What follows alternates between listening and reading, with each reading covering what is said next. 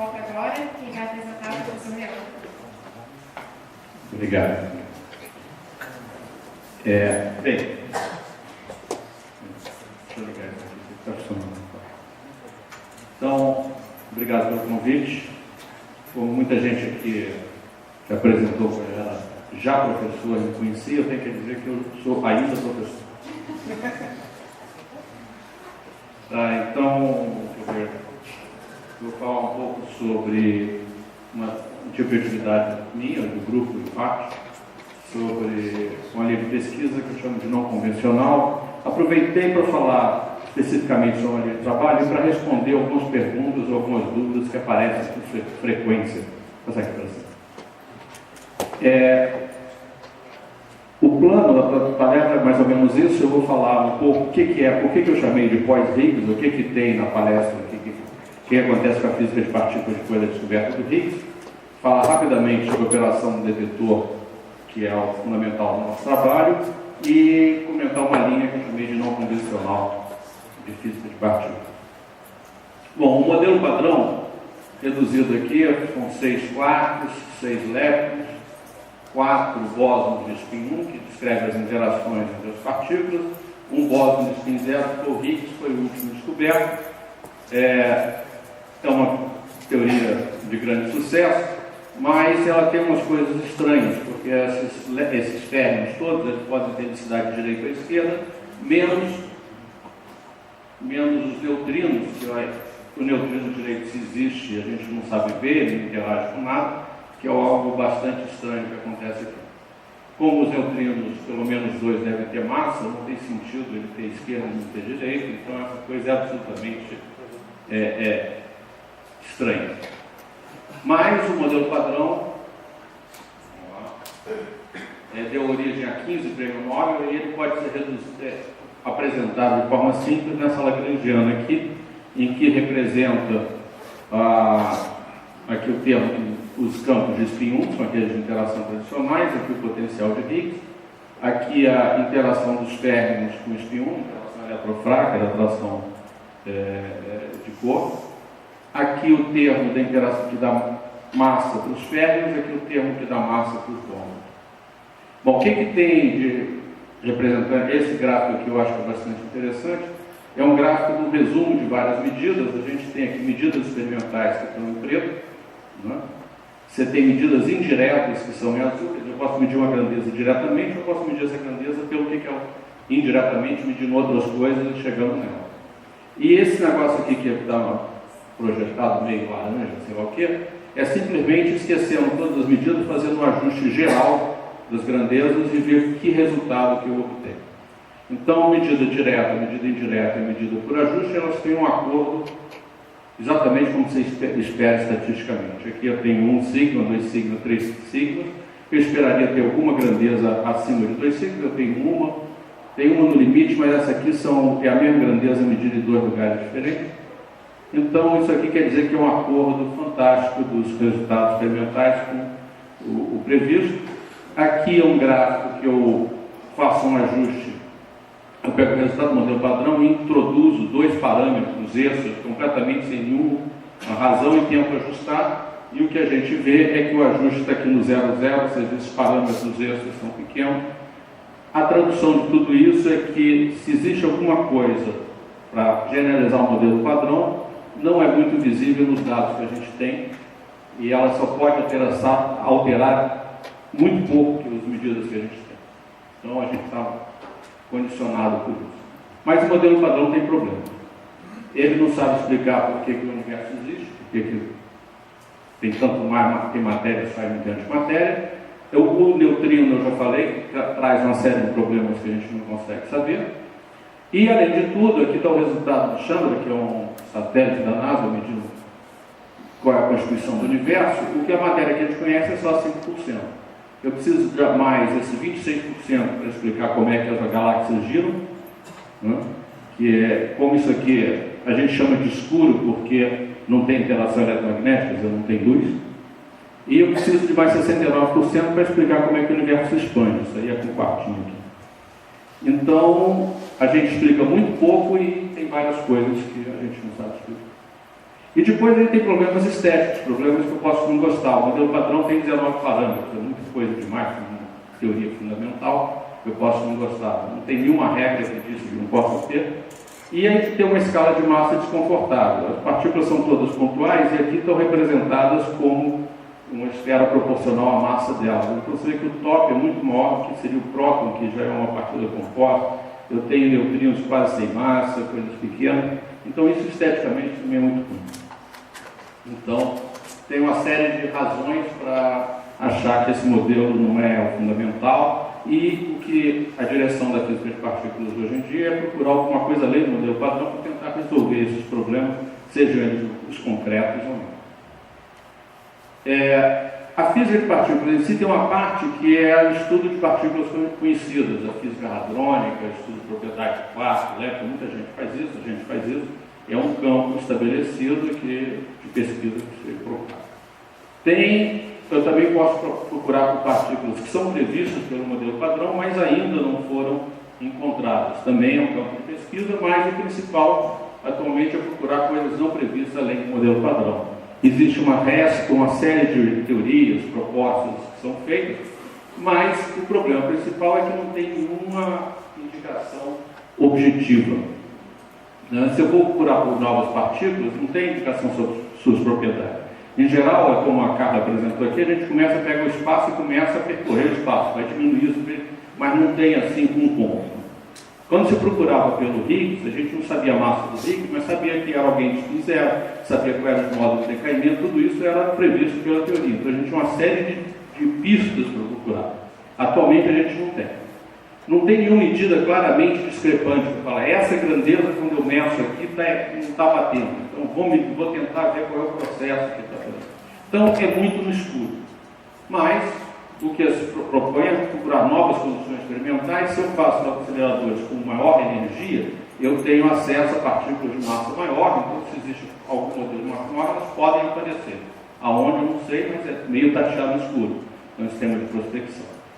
Outra coisa a fazer é fazer maior luminosidade, ou seja, eu faço maior número de colisões, eu produzo eventos cada vez mais raros, e procurando eventos mais raros, pode ser que eu tenha acesso a coisas novas. Aqui, nesse caminho de maior luminosidade, ou seja, procurando processos raros, a gente começa a esbarrar numa situação um pouco diferente. Se eu quero ver processos raros, eu tenho que ter precisão na minha medida. Precisão, em geral, não é necessária quando estou fazendo prospecção. No LHC, detectores como o CMS e o Atlas não identificam todos os tipos de partículas. Para ele, um próton, um pi, um K, é tudo igual. Não interessa, eu estou procurando coisas novas a grosso modo. Porque também eu não tenho nenhuma pista, eu tenho que varrer um campo muito grande. Tá? Então, uma maneira alternativa é a gente procurar em processos raros, tentar com medidas de precisão e tentar com medidas talvez indiretas, encontrar um caminho novo. É nessa direção que eu vou apresentar o trabalho aqui. Antes disso, eu vou falar, isso aqui é uma foto da LHCb, o detetor, tal como a gente vê quando a gente chega lá na área experimental, e eu vou falar um pouco de como é que a gente trabalha, porque isso aí é sempre bom falar que as pessoas me perguntam. A gente tem ciclos da ordem de 10 anos. A nossa história, rapidamente, é o seguinte, começamos a trabalhar na LHCb em 1998, foi o ano que a colaboração foi aprovada. Nesse ano começou-se a projetar um detetor que ia ser construído. Então, de 98 até 2008, nós trabalhamos no projeto de construção desse detetor. Nós trabalhamos, tem um protótipo que foi feito aqui no fundão, foi parcialmente uma parte das atividades foi no Cefet, que a gente pretendia construir algumas coisas que tinham lá, as medidas para verificar o que a gente já fez, atendiam as especificações que foram feitas no IMETO, e está aqui esse protótipo que foi feito, foi para o CERN, foi testado, serviu de base para um tipo de detetor que está lá, e hoje em dia está no nosso museu aqui no fundo. Depois desses 10 anos, está aqui a foto do primeiro fecho, com 4 pessoas da FRJ, a gente passou a época de operação, ou seja, operar o detetor, aqui é a sala de operação, que estava com um shift lá, e análise de dados, etc. Nós passamos 10 anos sem fazer análise de dados, fazendo só projeto de detetor, coisa assim. Depois, nesse período, nós fizemos análise de dados, pegamos os dados e começamos a trabalhar no aperfeiçoamento do detetor, ou seja, como o detetor ia ser mudado quando as condições de operação, como eu falei antes, seriam mudadas. Isso aqui é um telescópio, quer dizer, um aparelho para caracterizar o detetor, foi feito aqui no Instituto de Física, é um objeto de uma tese de mestrado da nossa pós-graduação. Ele operou, está operável. A gente tem uma câmara de vácuo para poder caracterizar dissipação de energia a vácuo, coisas assim. E está aqui o detetor, com o Kazuma montando lá o primeiro módulo do detetor novo, que a partir desses estudos que nós fizemos está sendo construído, que vai ser implementado, vai ser construído, colocado na área experimental nesse período aqui, a partir do ano que vem, e que deve operar até 2021. Tá, isso aí é só para ter uma ideia de como é que é a dinâmica da gente. Tem muito trabalho de instrumentação. Nessa área, diferente de outras áreas, a gente raramente consegue aproveitar alguma coisa pronta. Não dá para pegar o CD da MIT e botar lá para fazer o cone. A gente tem que começar do início, fazer o projeto, fazer as marcas, fazer tudo. Bom, nós trabalhamos no detetor de vértice, aqui as medidas das trajetórias das partículas eram feitas usualmente por sensores que têm uma sensibilidade em linha de tiras. Então, se eu tivesse esse quadriculado e passasse uma partícula aqui, como eu tinha uma tira sensibilizada aqui e outra aqui, no sinal elétrico, eu poderia determinar a posição dessa partícula. Isso é o princípio básico. Aqui é o detetor de silício, mas a gente usa isso em vários tipos de detetores.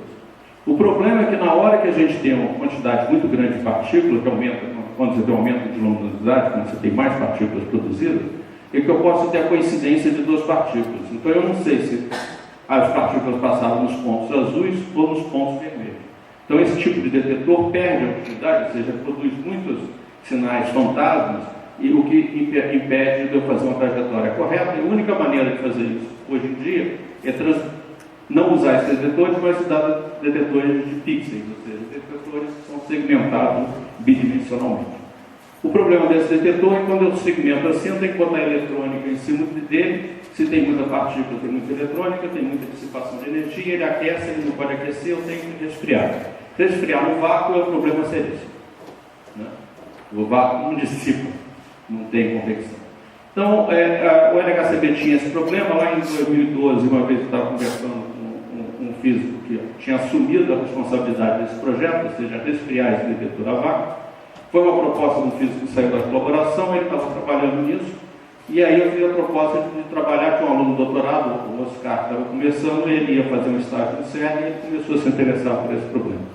Aí a física é muito interessante. Você injeta um líquido, no caso CO2, dentro do detetor, e o tubo, o canalzinho, o microcanal lá dentro do detetor, ele se dilata. Quando ele se dilata, eu tenho uma mudança de fase.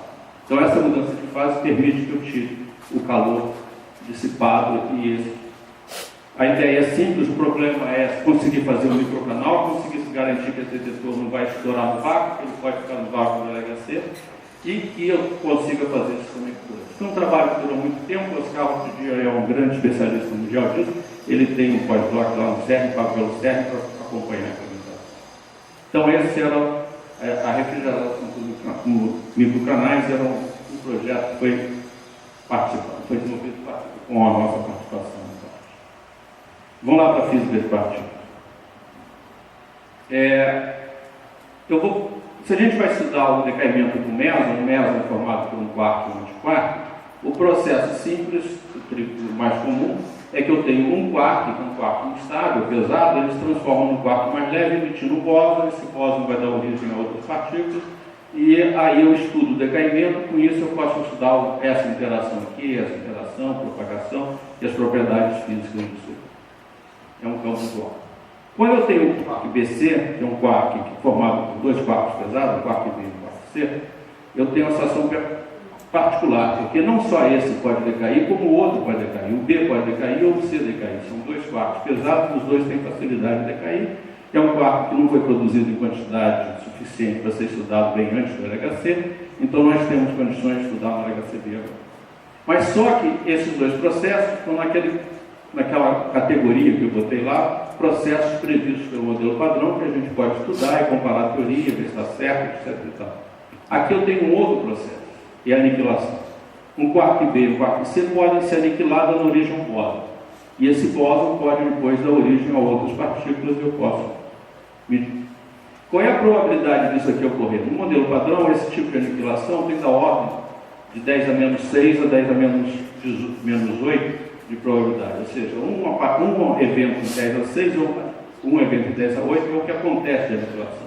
É um processo extremamente raro. Por ele ser um processo extremamente raro, ele é daquela ordem de processos que são permitidos para novos modelos. Porque qualquer coisa que acontece nisso aqui não vai, com essa pouca probabilidade, não vai afetar as medidas do modelo padrão. Então a ideia nossa, não em vez de procurar uma partícula nova com outras coisas, é tentar medir esses processos e comparar o cálculo desses processos feito pelo modelo padrão com as medidas experimentais. E as discrepâncias entre essas duas coisas podem dar origem a uma informação sobre alguma coisa que esteja além do modelo padrão.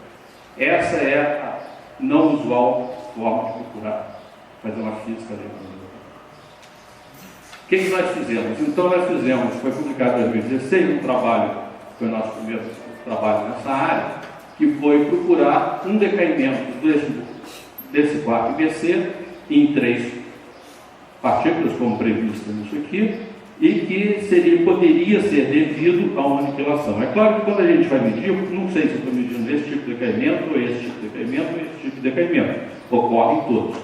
Então eu tenho que tentar identificar o que está acontecendo e ver se esse aqui de fato é mensurável por aí. Então, aqui em pontinhos são os sinais que a gente encontrou. Isso aqui é o espaço de fase, né? A dinâmica disso aqui, a massa do BC define qual é a região aqui nesse espaço. Aqui eu tenho a massa variante de 2K, a massa variante de K'. Não interessa muito o que é, interessa só que essa é a região que eu posso observar. Alguns daqueles sinais que eu mostrei lá eu tenho que procurar se ele existe. E se eu olhar nesse eixo aqui, está aqui a partícula mais leve que eu consigo, poderia ser produzida aqui para eu ver. E existe a possibilidade de ter um espaço de fase abaixo dessa partícula mais leve. Se eu tenho espaço, quando eu tenho uma partícula produzida, eu tenho um produto de decaimento dessa partícula. Se eu quero esse processo aqui, em geral, eu não tenho nenhuma partícula produzida, como aqui eu tenho uma, aqui eu tenho outra. Aqui eu não teria nenhuma partícula produzida, eu teria mais uma ocupação uniforme no espaço de fase. E abaixo, nessa região, como não tem nenhuma partícula, é uma região propícia para procurar essa ocupação uniforme e a existência de um fenômeno de uma aniquilação. Então, analisando esses dados, primeiro nós vimos um possível sinal aqui, e aqui é a região de aniquilação que a gente queria observar. As outras regiões coloridas são regiões que a gente quer evitar, porque está relacionado a um daqueles canais, um possível daqueles canais que a gente já conhece, que não estaria nenhuma informação nova. Vamos, sem entrar muito em técnica, contar um pouco como é que a gente faz essa análise. A gente faz uma análise multivariada, a gente tem uma série de observações, e eu construo uma variável que está indicada nesse eixo aqui, que é uma composição não linear dessas variáveis. Eu uso um Monte Carlo, uma simulação do meu sinal que eu quero observar, e se esse sinal existir, está aqui como é que é o valor dessa variável para o meu sinal. A curva vermelha seria o ruído, então a gente escolhe um valor de corte, a parte que está em vermelho aqui é dominada pelo ruído, não me interessa, e eu vou pegar só essa parte em branco. Mas se pegar a parte em branco simplesmente não é a coisa mais inteligente, eu vou pegar a parte branca e dividir em 3 setores, cada um deles com a mesma área. Ou seja, no setor 1, 2 e 3 são setores que devem ter a mesma quantidade de sinal, quando eu fizer a seleção. Enquanto que para o ruído, no setor 1 eu tenho mais ruído, no setor 2 eu tenho menos ruído, e no setor 3 eu tenho menos ruído. Então, setorizando, não só eu posso tentar identificar, mas eu posso ver se está coerente com a minha simulação que eu estou fazendo. Olhando para essa região amarela aqui no sinal 1, a gente tem esse gráfico aqui. Eu posso ver que realmente aqui tem uma região que eu tenho um ruído muito alto, um ruído menor e praticamente nenhum ruído. E se eu olhar para o sinal, eu tenho um sinal pequeno aqui, um sinal aqui, outro sinal aqui. Esses sinais são todos do mesmo tamanho. Se você pegar a área dessas figuras, elas são todas compatíveis. Então, eu apertando meu sinal, não tem como eu esperava.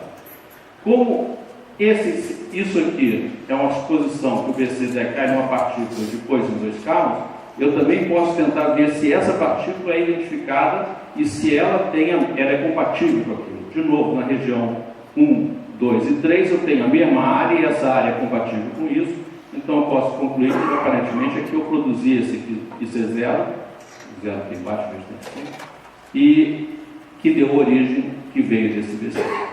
Então essa foi uma primeira observação do decaimento, tá? Entra naquela categoria, coisa prevista, tem nada de novo, é previsto pelo modelo padrão, só não tinha sido observado ainda, e nós medimos aqui um número, uma significância estatística de 4 signos. Isso quer dizer que nós não medimos, nós tivemos uma evidência.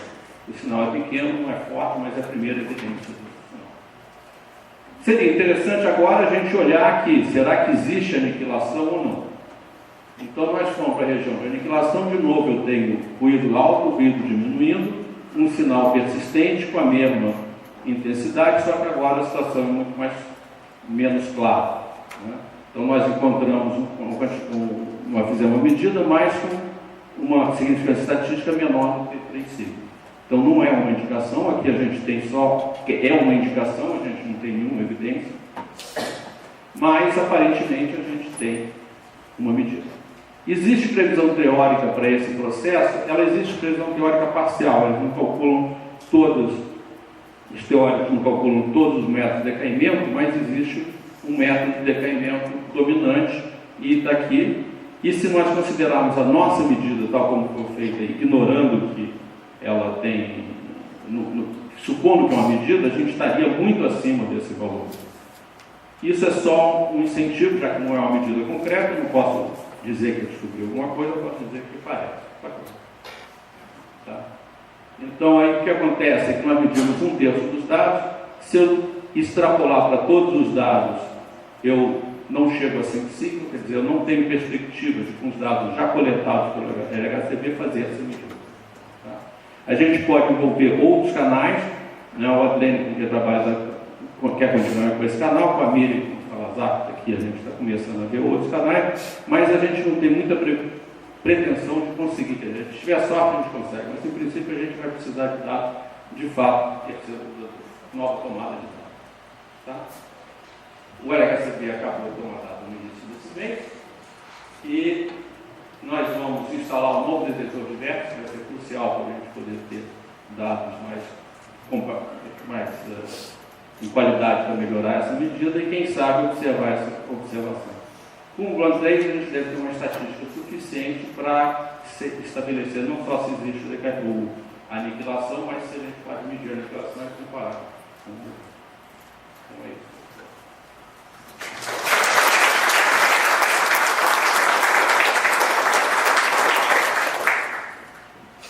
Perguntas?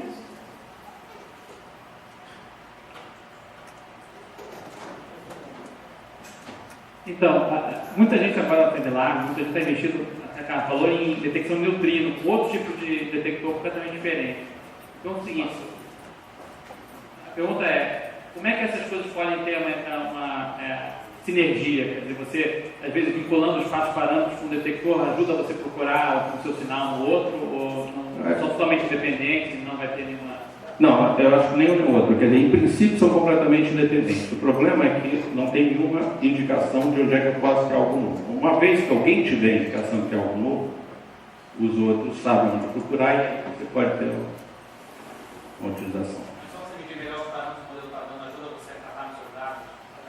Até que ponto pedir um modelo padrão, eu não sei se esse é um caminho, mas aqui, por exemplo, se a gente, um exemplo, se eu tenho aqui um processo desse, eu sei qual é a característica daquele cosmo que tem ali, então sabendo a característica, tipo, isso pode direcionar todas as outras pesquisas na faculdade.